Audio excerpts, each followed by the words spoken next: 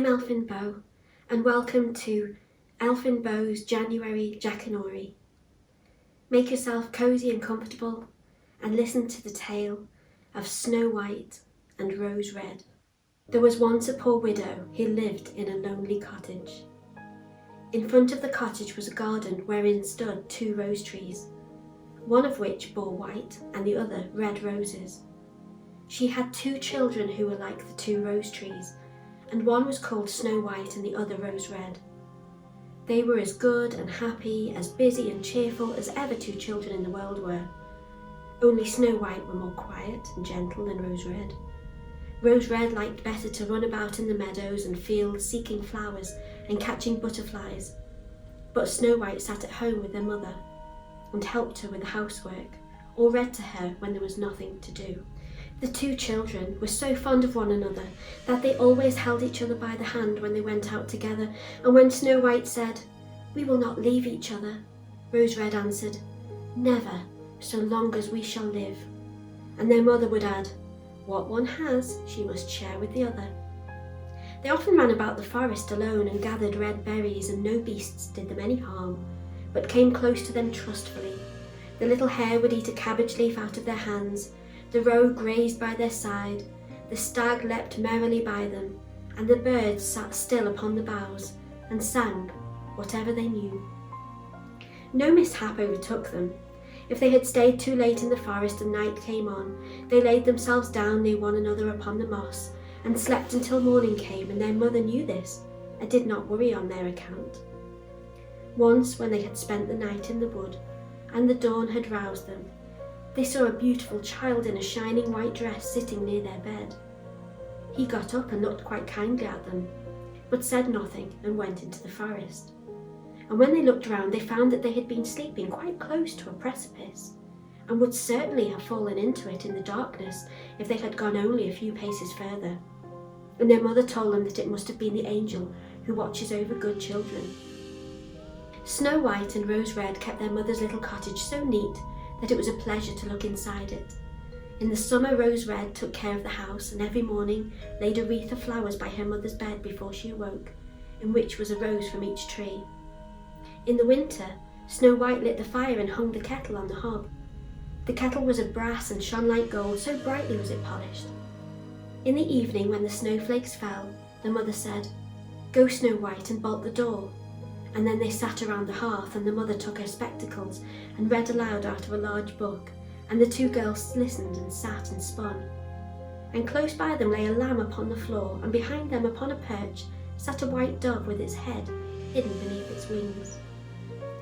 One evening, as they were thus sitting comfortably together, someone knocked at the door as if he wished to be let in. The mother said, "Quick, Rose Red, open the door. It must be a traveller who is seeking shelter." Rose Red went and pushed back the bolt, thinking that it was a poor man, but it was not. It was a bear that stretched out its broad black head within the door. Rose Red screamed and sprang back. The lamb bleated, the dove fluttered, and Snow White hid herself behind her mother's bed. But the bear began to speak and said, "Do not be afraid. I will do you no harm. I am half frozen and only want to warm myself a little beside you."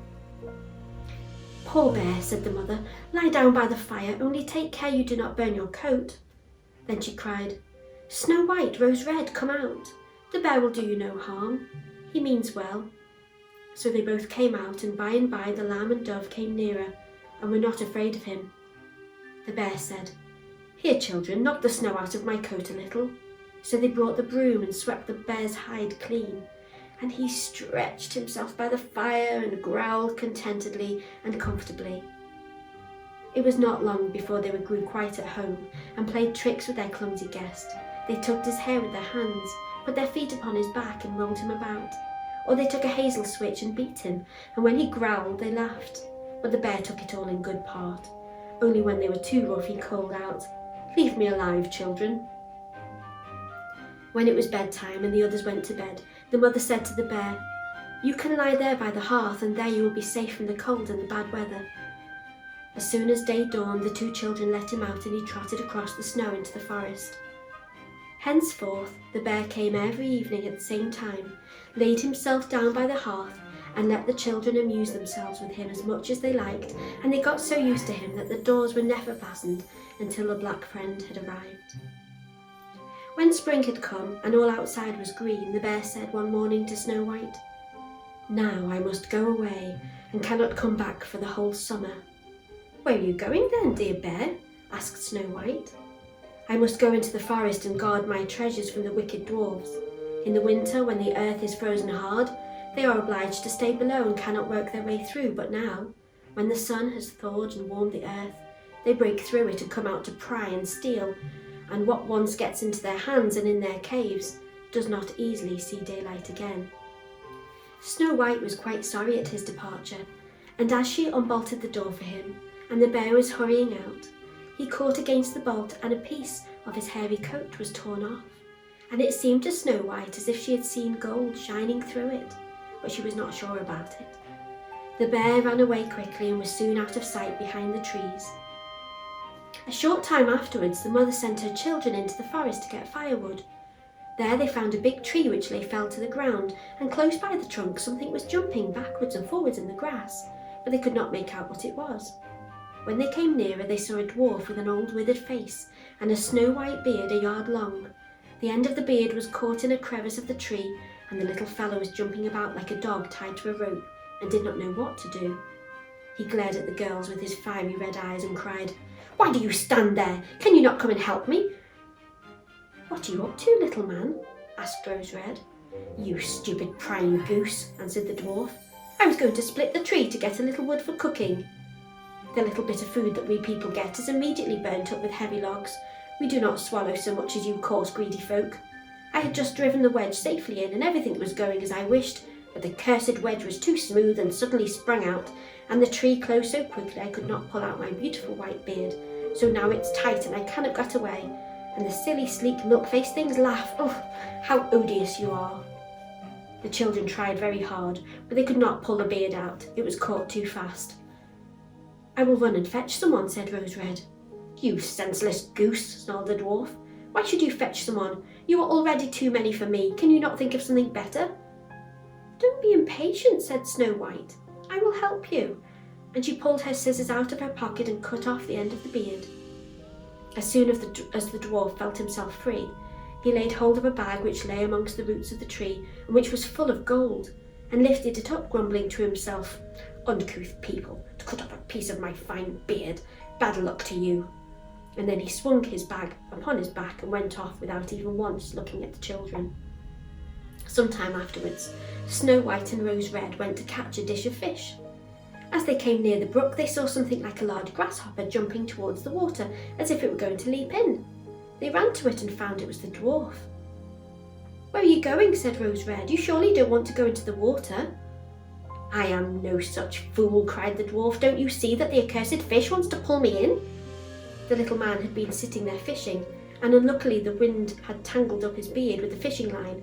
A moment later the big fish made a bite, and the feeble creature had not the strength to pull it out. The fish kept the upper hand and pulled the dwarf towards him. He held on to the reeds and bushes, but it was of little good, for he was forced to follow the movements of the fish, and was in urgent danger of being dragged into the water. The girls came just in time. They held him fast and tried to free his beard from the line, but all in vain. There was nothing to do but to bring out the scissors and cut the beard, whereby a small part of it was lost. When the dwarf saw that, he screamed out, "Is that civil, you toadstool, to disfigure a man's face? Was it not enough to clip off the end of my beard? Now you have cut off the best part of it. I cannot let myself be seen by my people. I wish you had been made to run the soles off your shoes." Then he took out a sack of pearls which lay in the bushes, and without another word he dragged it away and disappeared behind a stone. It happened that soon afterwards the mother sent the two children to the town to buy needles and thread. The road led them across a heath upon which huge pieces of rock lay strewn about. There they noticed a large bird hovering in the air, flying slowly round and round. It sank lower and lower in the sky, and at last settled near a rock not far away. Immediately they heard a loud, piteous cry. They ran up and saw with horror that the eagle had seized their old acquaintance, the dwarf, and was going to carry him off. The children, full of pity, at once took tight hold of the little man and pulled against the eagle so long that at last he let his booty go. As soon as the dwarf had recovered from his first fright, he cried with his shrill voice, "Could you not have done it more carefully? You dragged at my brown coat so that it's all torn and full of holes, you clumsy creatures." Then he took up a sack full of precious stones and slipped away again under the rock into his hole. The girls, who by this time were used to his ingratitude, went on their way and did their business in the town. As they crossed the heath again on their way home, they surprised the dwarf, who had emptied out his bag of precious stones in a clean spot and had not thought that anyone would come there so late. The evening sun shone upon the brilliant stones. They glittered and sparkled with all colours so beautifully that the children stood still and stared at them. "Why do you stand gaping there?" cried the dwarf, and his ashen grey face became copper red with rage.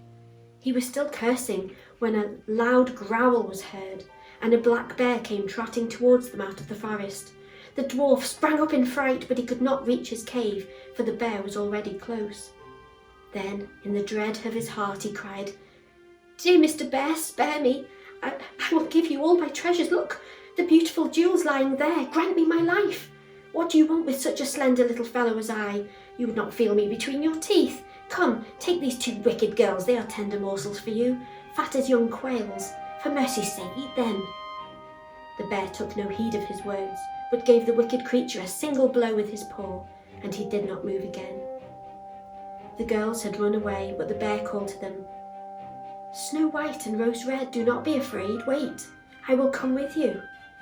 They recognised his voice and waited, and when he came up to them, suddenly his bear skin fell off, and he stood there, a handsome man, clothed all in gold. "I am a king's son," he said, "and I was bewitched by that wicked dwarf who had stolen my treasures.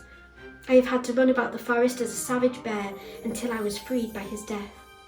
Now he has got his well-deserved punishment." Snow White was married to him, and Rose Red to his brother, and they divided between them the great treasure which the dwarf had gathered together in his cave. The old mother lived peacefully and happily with her children for many years. She took the 2 rose trees with her, and they stood before her window, and every year bore the most beautiful roses, white and red. The end. And if you have enjoyed this story, please like and comment and share and subscribe to my YouTube channel so that you don't miss any of the January Jackanory tales. Thank you so much for joining me. I'll see you next time. Goodbye.